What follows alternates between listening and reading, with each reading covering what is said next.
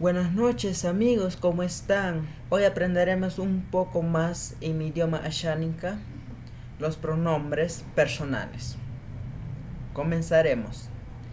Primer lugar, yo, Naro. En segundo lugar, tú, Abiro.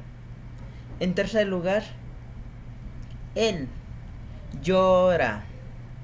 En cuarto lugar, ella, ora.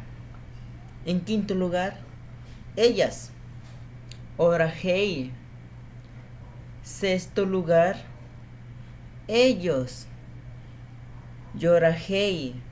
Séptimo lugar, ustedes, abirojei. Buenos, esos son pronombres personales. Que tengas hermosas noches, amigos y amigas. Buenas noches.